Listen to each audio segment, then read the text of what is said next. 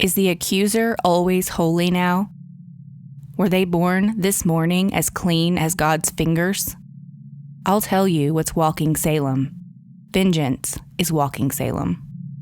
We are what we always were in Salem, but now the little children are jangling the keys of the kingdom, and common vengeance writes the law.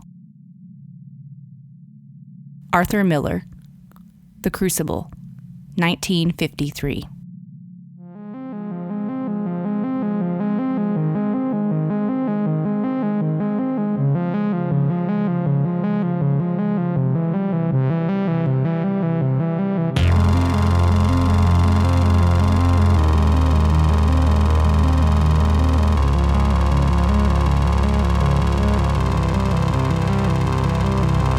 Welcome to Light and Shadow, a podcast about the complex themes presented in the horror genre. I'm your host, Nicole, and it's time to share another dark tale.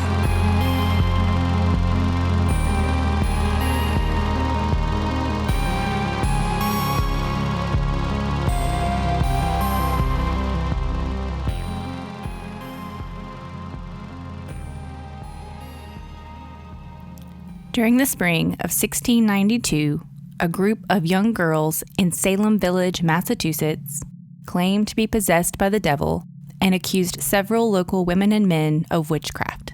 These accusations sparked the infamous Salem witch trials, which resulted in the execution of 20 innocent people. Today, Salem is a lovely tourist town and a haven for the weird and the spooky. My mom and I spent a week in the Witch City to kick off our dark tourism travels and to celebrate her 60th birthday. Let's wander the cobblestone streets and learn a bit of history, shall we?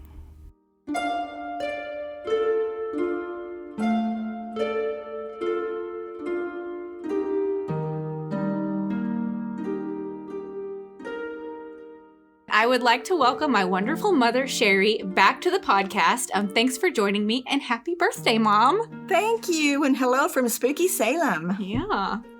So we're going to just give you guys a little bit of an overview of our trip, what we loved, what you should do, what you should avoid, the interesting things we learned.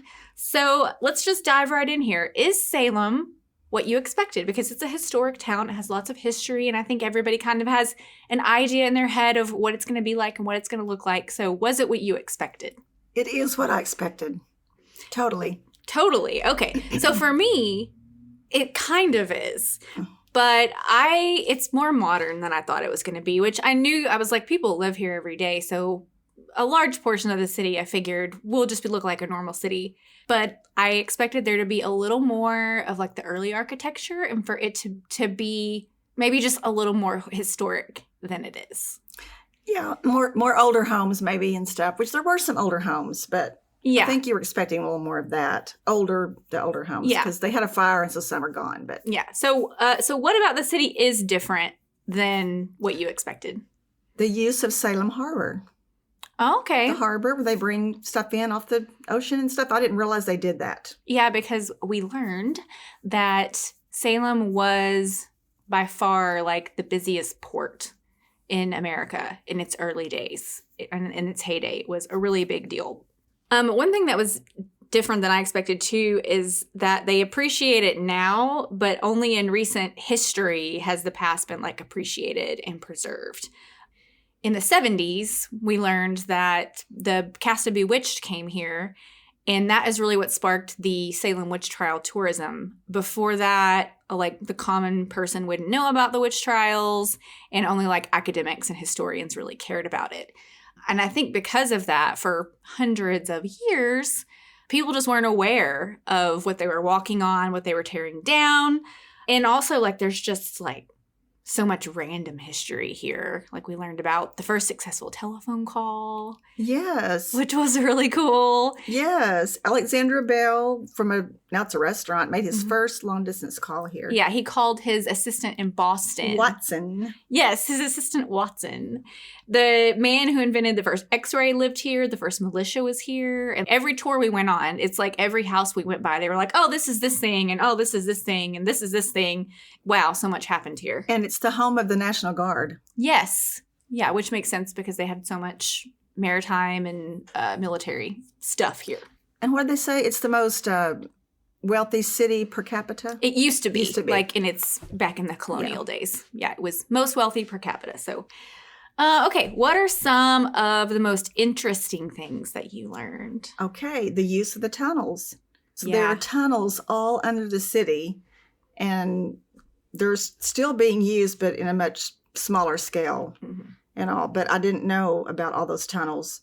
What all did they tell us about the tunnels? So what they would do is it was difficult, even though much of the like customs houses and stuff were right on the water, it was still difficult to get your goods from your ship through the town to the customs house. That's right, because of space mainly. Right. So they would put goods through the tunnels to the custom house, but they also used them for smuggling so they wouldn't have to pay taxes on everything. Yes, bootlegging and stuff. Yes, and so of course there are some ghost stories about people buried in the tunnels, and that's pretty fun. But apparently modern day Salem, like they don't really know where the entrances to the tunnels are, and of course the tours don't go down there because it's not safe. So that's kind of still a fun unexplored territory in Salem. Definitely. I didn't know about that. What else? Parker Brothers games started here. Yes. Monopoly, Clue, Sorry, Risk. Yeah, and like the Parker Brothers were also the manufacturers of the Ouija board. The Ouija board. Which is like very, spooky history, another layer of that spooky history. Yeah, I had no idea. Yeah, and on that note, the Clue House.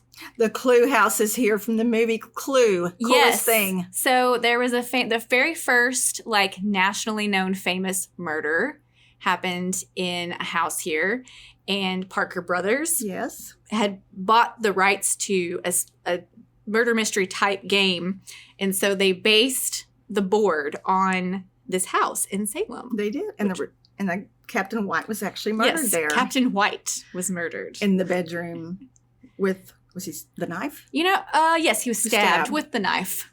Captain White in his bedroom with a knife. Yes, I don't think there's a bedroom on the Clue board. There's not. No. Had to add it.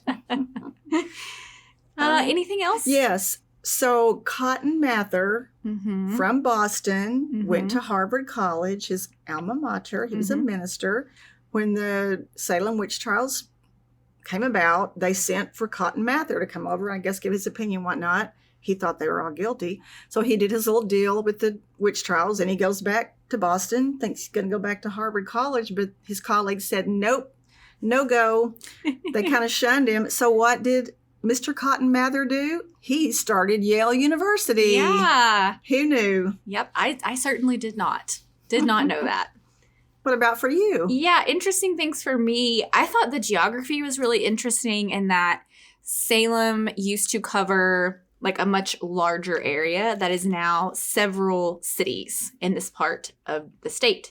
And one of those cities is Danvers, which is where the infamous Danvers State Hospital used to stand. If you're a ghost, true crime lover at all, you've probably heard of Danvers. It's one of the most famous mental institutions. The movie Session 9 was filmed there. Okay. I think every ghost hunting show has done an episode there. It is like very spooky and infamous. It has now been torn down. But Danvers, modern day Danvers, is where Salem Village stood. And that's where actually a lot of the witch stuff happened. Like the accusers actually lived in Salem Village. And modern day Salem, like where we are, is Salem Town. I mean, a lot of it happened here, but much of it started out there. And as I mentioned, because they've only recently started to preserve their history in the last really several decades, there's a lot of stuff that's just nobody knows where it happened. They do know where the witches were hanged, but they don't know where the witches, the accused, let me say the accused, the victims. They do know where they were hanged in all likelihood, but they have no idea where the victims' bodies were buried, which I find to be very spooky. Yeah. Where are they? Yeah. But let me add one thing to that I didn't know that was interesting. Elizabeth Montgomery from Bewitched, Samantha. I didn't know she had anything to do with Salem, but they actually came and did a season, like 8 episodes here in Salem. She was here with her TV crew. Also, they were given a statue of her in the city square there. So after that is when they really started doing more of the tours and stuff on the witches, correct? Yeah, because like I was saying, most people, it wasn't just in pop culture. People didn't know. And I guess the soundstage where they normally filmed Bewitched in California burned down. Yes, so they had to pivot one season, and they were like, okay, what are we going to do if our soundstage burned down? And so they filmed, I think, 8 episodes in Salem, and they did this whole thing where Samantha went back in time and tried to prevent the witch trials. Yeah. And actually one episode was filmed at the hotel that we were staying at. Nice. But yeah, after that, like all of America, of course, back then, they were all watching the same sitcoms, and they see this and they start to become interested.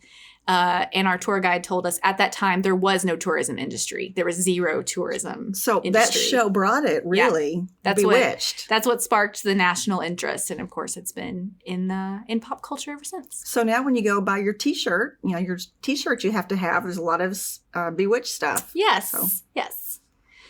Okay, so of the things we did, which we did a lot, but there's more. But of the things we did, what do you think are the must-dos for like first-time visitors, or is there anything we did that you think people should just like skip? First-time visitors, you have to stay downtown where everything's at. There's several hotels down here, and it's just you can walk everywhere. Nicole and I did not Uber or anything. We got on the trolley just for funsies, but you can walk everywhere. Stay downtown. It's worth it. I feel like there's not a lot of parking here. Yeah. So stay downtown. And then if you like, you need to know the history of the witch trials. If maybe you already know, but if you don't, or if you're interested, then there's lots of different tours and houses and whatnot. But you should go to the Witch House and the Witch Museum. You have to do that. And then if you like Hocus Pocus stuff, there's several Hocus Pocus locations. Allison's house is here. Danny's house is here. And then that's the witchy stuff. There's a Halloween museum, which I really liked. It's a little cheesy. But if you like Halloween, go. And then the Peabody Museum. Yeah. The Peabody Essex Museum, which is really nice. Yeah, I agree with all of that. I think you have to, like Mom said, you have to go to the witch house. It's the only standing structure left that is directly tied to the witch trials. And I will talk a little bit more about that later, but you have to do the witch house. I think you should do at least one walking tour that covers the witch trials. I agree with that and forgot to say it. Yeah. Even if you are familiar with it, actually being here and having a tour guide point out the corner of this parking lot is where Giles Corey was pressed. Like, yes, that's the kind of thing you're not going to notice driving down the street. For sure. And we did both of the tours we did. We did a daytime history tour. We did a nighttime, like a ghost tour. Both of our tours were witch city tours, which I would definitely recommend. Because they, told you a lot of like fun ghost stories and stuff, but also everything they told you was factual. There was nothing like, too cheesy or sensationalized. They give you like, this is what happened. This is the ghost story that's here. But I found it to be super informative and also fun. We rode the trolley today, and for us, it wasn't really worth it because it's actually really cold today. And we only had like a shorter window of time. I would say skip the trolley unless you have all day and it's nice outside. To actually ride the trolley. Yeah, because they take you on about an hour tour, like loop of the city, which is nice. And you can get on and get off. But I just feel like it would really take the whole day to like really get off at the stops and take your time there. Yeah. And because the trolley doesn't run by like every 10-15 minutes. It comes by like once an hour. So, yeah. So anyway, skip it unless you have all day and the weather's nice. And I think you probably only need to do one of what I'm going to call the old-fashioned museums. The old-fashioned museums are the Witch Museum, the Witch History Museum, and the Witch Dungeon. All three of those, I believe, were those frontline original tourist attractions built back in the 70s to kick off the tourist trade in Salem. And the Witch Museum was my favorite of those. It's in this big, old, Gothic-looking church, and it has red stained glass, and at night, the whole facade glows red. Yes, very cool looking. Yeah, but it's definitely old school. I think some of the locals describe it as kitschy.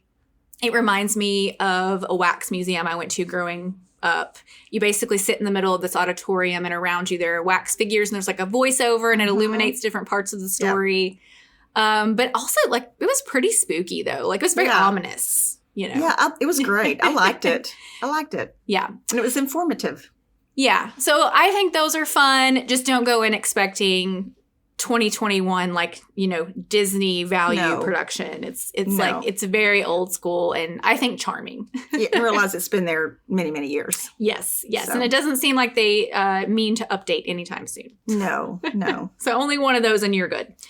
Let's see. Oh, also, I wanted to talk about hotels and food a little bit for people. Okay, yeah. I would say stay at the Hawthorne, which is where we are at, or the Merchant, which is also in the center of town. The Hawthorne is your classic big old historic hotel. Very old. Very old. So like a little rough around the edges, like not super fancy. Your room's not going to be super fancy. But like the lobby area is very nice. There's a couple restaurants. As Mom said, you can walk to everything. Very clean restroom. Our bathroom is very nice. Everything's updated. clean, right? But if you want to stay somewhere historic, that's maybe a little more high end, if you know, in regards to design and such. The Merchant Hotel is also supposed to be one of the most haunted hotels in the city. And it is like your classic, everything's updated, everything's super stylish boutique hotel. But the staff do go home at night, and you're kind of there alone. So yes, our tour guide told us the staff does not stay overnight. So that's kind of maybe a clue. Yeah, but there's a number you can call if you need someone. Yeah, so you know maybe that's a deterrent for you. Maybe it's encouragement. I don't know, but Hawthorne or the Merchant. Let's see. We really enjoyed the Red Line Cafe. Yes, excellent dessert. Yes, for like coffee, sandwiches, desserts. Good prices. Yeah, it was a great place to like pop in the middle of the day and just have something light, take a break.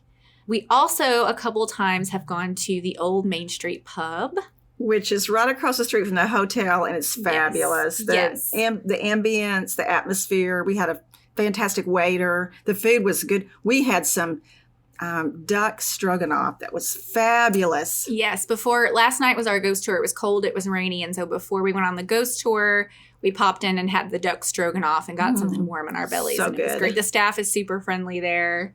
They're not open for lunch. They're only open for dinner. But it would be a great place to either have a full dinner or just have a drink.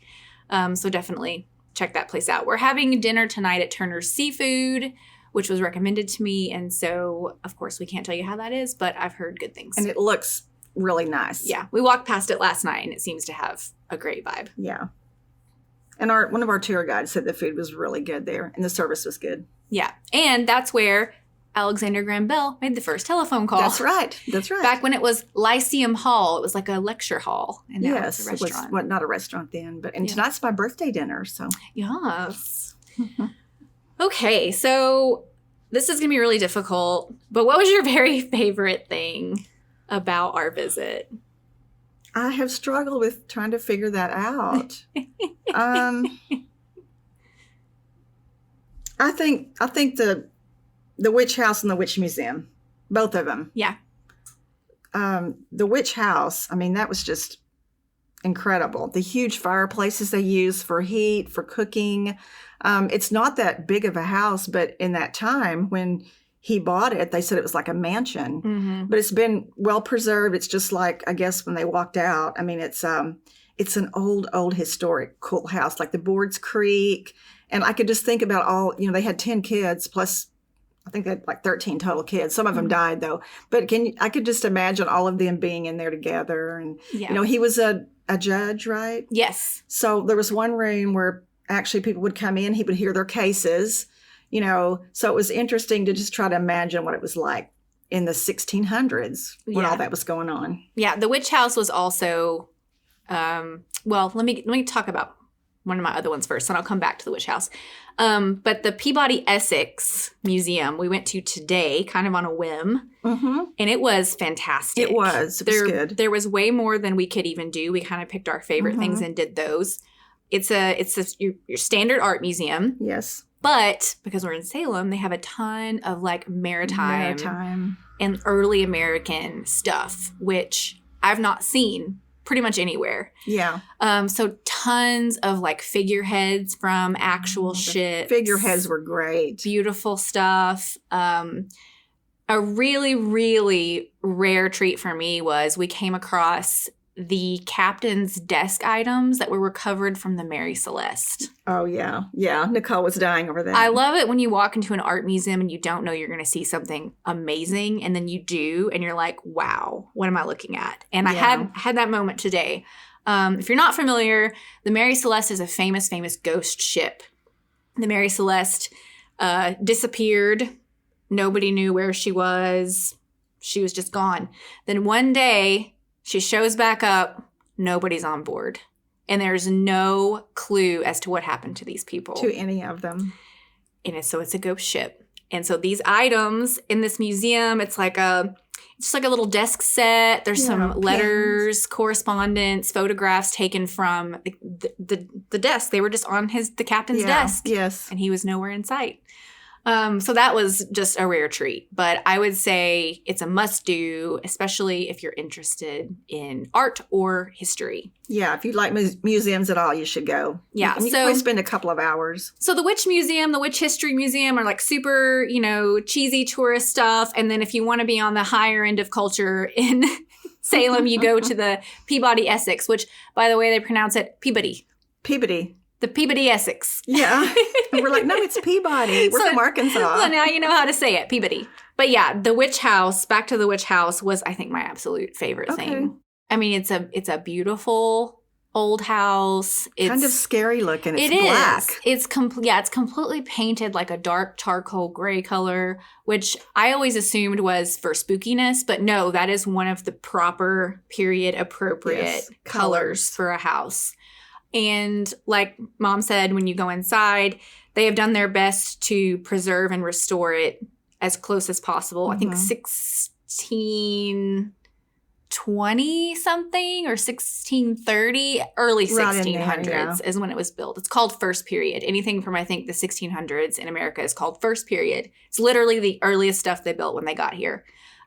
And so just, the fireplace, the beams, even the plaster on the walls, just to us was just beautiful. Do we want to talk about some of their medicine habits that they have? Sure. So there's, up on the second floor landing, they have this little exhibit about corpse medicine. And back in the day, they thought that these things carried like special healing properties. So the very first thing in the exhibit is skull moss. What's skull moss? Think about it. It's literally moss that grows on skulls. And they used it for medicine. Yeah, so they would collect it and, I don't know, grind it into powders or something. They talked about using human fat for different things. They would use teeth and hair. I mean, it was just like in everyday medicine. Yes, fingernails and hair was put into a bowl as the fingernails and hair was cut. And then they would mix stuff with it and use it for medicine. I did not know anything about that. Yeah, so apparently that was just common practice back then. Common practice. But the witch house, I think a lot of people don't realize, like I said, it's the last standing structure that had any real ties to the witch trials. And its tie to the witch trial is that Judge Jonathan Corwin, lived in the house at the time of the trials. It has nothing to do with the accused.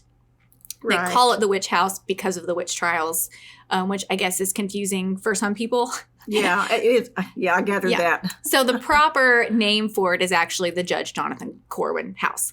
And they said that it is possible, like you mentioned, in the parlor, he would sometimes hear cases, accusations, do like business in that room. And so they speculate that there is a good chance that some of the actual accusations and whatnot were recorded in that room. In that room, yeah. And as we also have touched on a couple of times, you know, they didn't always know their history, preserve their history here. And so in the 40s, they were going to tear this house down. Yes. Because they needed to make the street wider. Mm-hmm. As cities grow, you have to do these things. And they were just going to tear it down because it was in the way. And some group of citizens were like, can we just move it back don't do that. instead of tearing it down? And so thankfully they did. And the city of Salem owns it. They run it as a museum. And now we still have it, thankfully. But that's what happened to so many things that would still be here. But they were torn down. But several have been restored or saved and moved to different locations. There was another house, I can't remember which house, but... Yeah, there are several houses that they have. Now that they understand, you know, how important they are. If something's in the way or whatever, they'll just move it back. They've moved a few. Yeah, thank God they have. Yeah, so we're very, very thankful for that.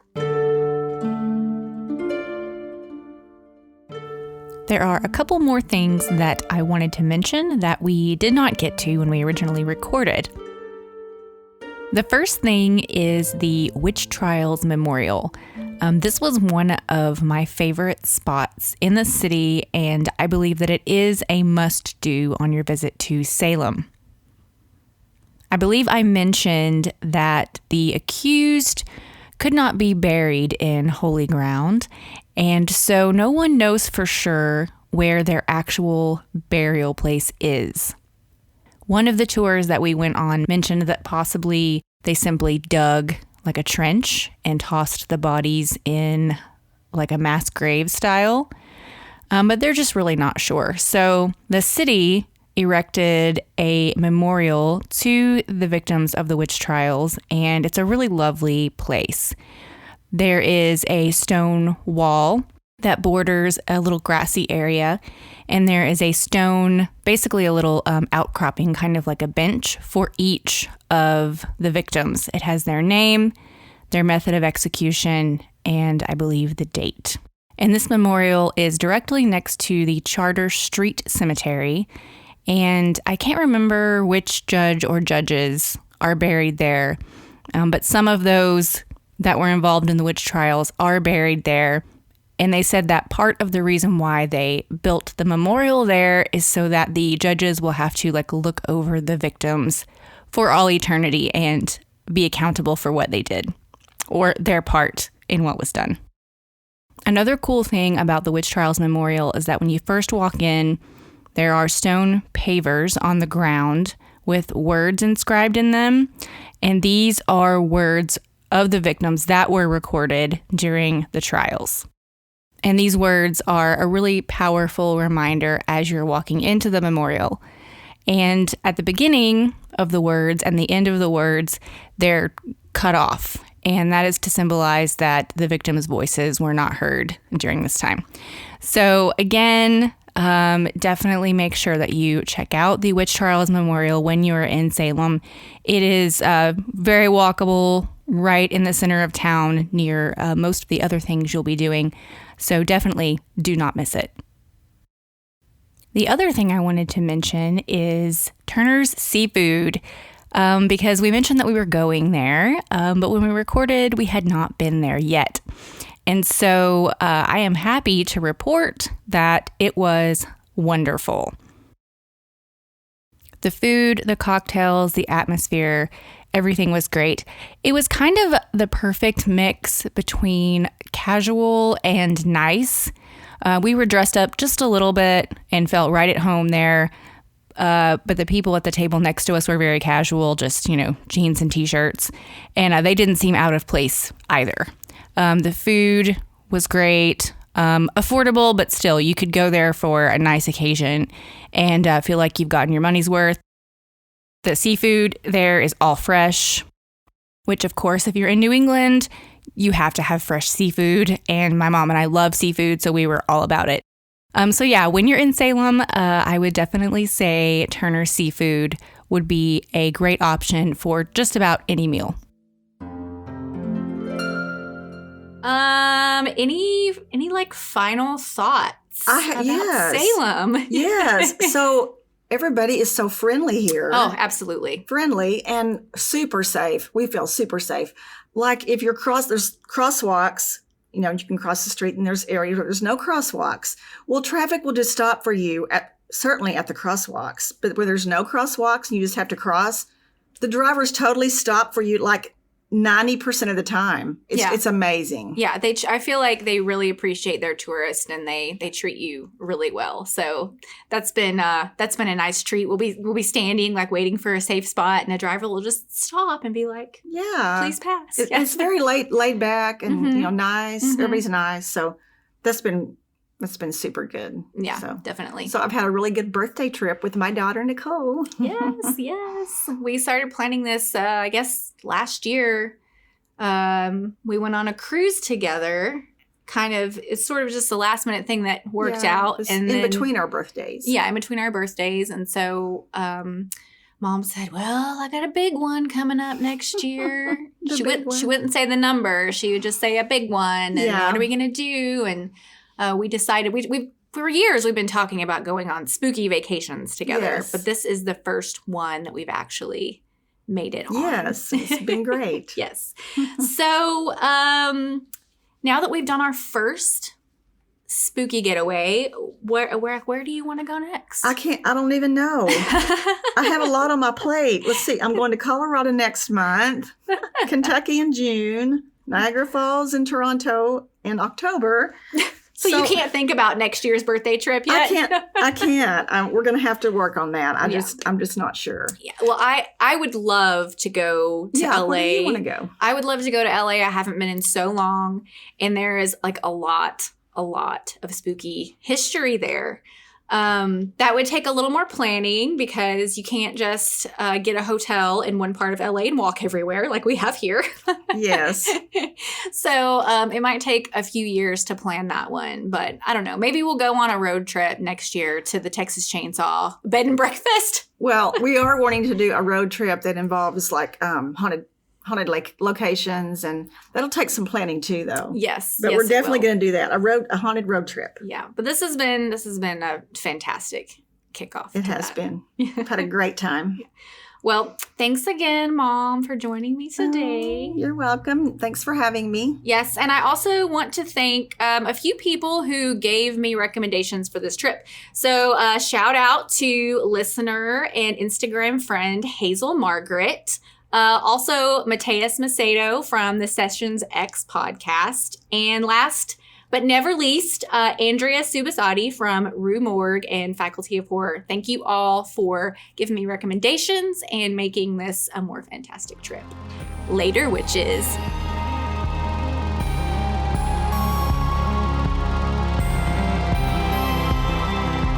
Thanks for tuning in. You can find the show on Instagram and Facebook at Light and Shadow Pod.